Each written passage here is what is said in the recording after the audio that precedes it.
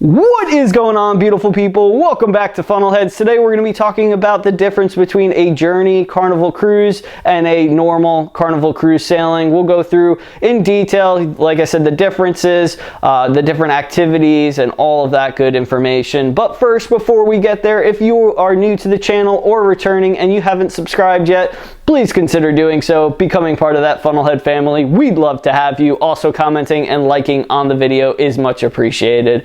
But let's get right into it. So maybe you just booked a Journey cruise. Maybe you're thinking about booking one in the near future and you're just not really sure what the difference is between the two. One of the main things is really in its name. It's more of a journey. It's typically a little bit longer than a traditional sailing. So I would say on average between 9 days and 16 days is the length of one of these cruises.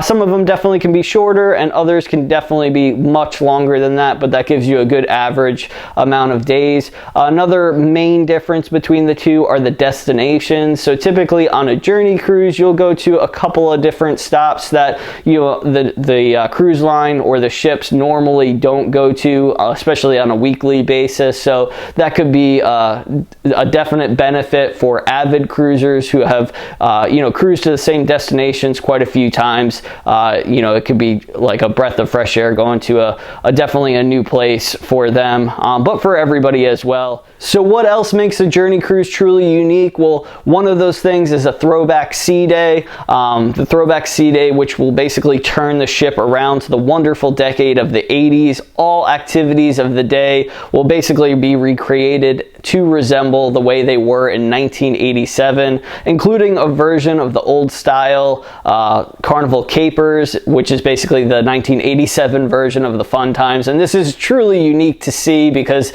especially if you cruise back when the Carnival Capers were around and you got the chocolates on the pillow and all that good stuff, it really is a nostalgia feeling, and it just makes you happy on the inside.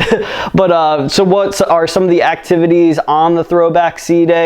I'm going to go ahead and read this because there are actually a lot. One of them is dive-in movies in the staterooms. Now, of course, you still have your movies in your cabins already, but these are more throwback movies. So examples would be like Indiana Jones trilogy, Back to the Future, Jaws. So you'll have that same theme running in your cabins. You have a 80s trivia challenge, morning stretch and walk with the cruise director and the fun squad, morning show with the cruise director and special guests. You have an 80s dance class, bingo with the old school balls and cages, horse racing. Now this is wooden horses and dice, where they race each other by rolling dice, not real horses, unfortunately.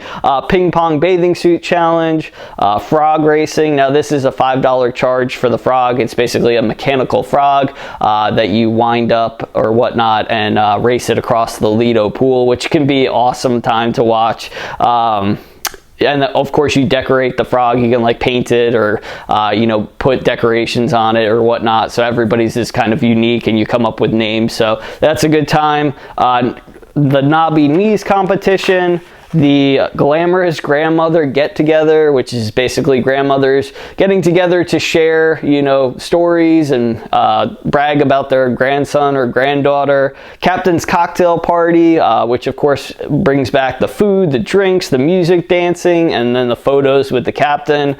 Variety show, which is hosted by the cruise director, and that's just a fun entertaining time. 80s night at the disco.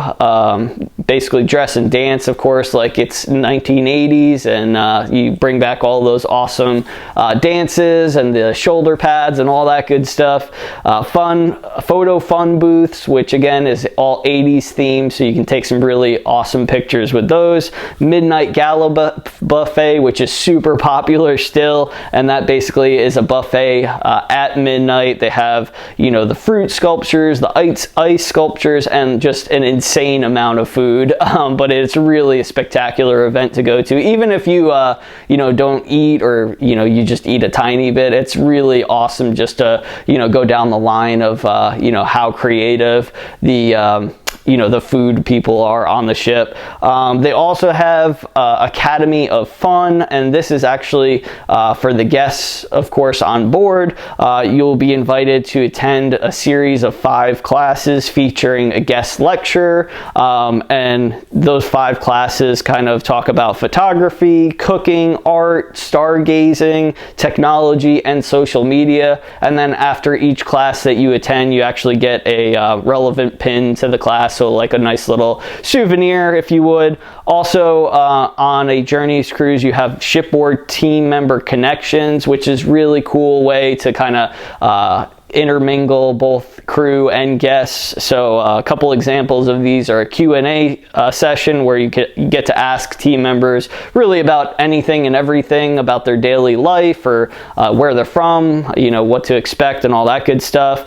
There's a galley tour, which is kind of like a mini behind the scenes, but you get to talk to the maitre d'. He shows you into the amazing, enormous galley on the ship, and then they do some cooking demonstrations and things of that nature.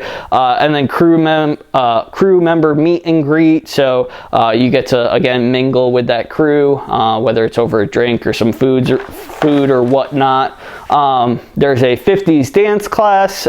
Join the crew for dance lessons. There's also a glee club where you can join the crew for singing lessons. And then there's an actual Back to the 50s crew show where the guests who participated, some of them anyway, in the sing or the voice lessons and the dance lessons can actually join them on a show toward the end of the cruise, which is definitely unique. And then at the Hop Atrium party, where it's basically a continuation of the show that I just mentioned, where there's, you know, competition between the guests and there's line dancing and all that good fun stuff. But that's basically the big differences between the two. You know, a lot of different activities to be had, especially, you know, activities that haven't been around in a while, to bring them back to see them. Like I said, it's very nostalgic. It's an awesome time. We've only been on one Journey cruise before, which was a partial Panama Canal cruise, which I'm planning to do a video on that, and it was absolutely amazing. It was 14 days in total on the Carnival Sunrise, right after, about a month after it got transformed from the Triumph to the Sunrise. So awesome time, and look for a video on that sometime in the future. But you know, would you be excited, you know, to book a Journey cruise? Or if you have one booked, you know, what are you most excited about? What is the thing that you're most looking forward to on your Journey cruise? I'd love to hear, you know, any comments, things of that nature. So let me know. I'll see you right back here, perhaps in the next video or on a cruise ship one day. Catch you later.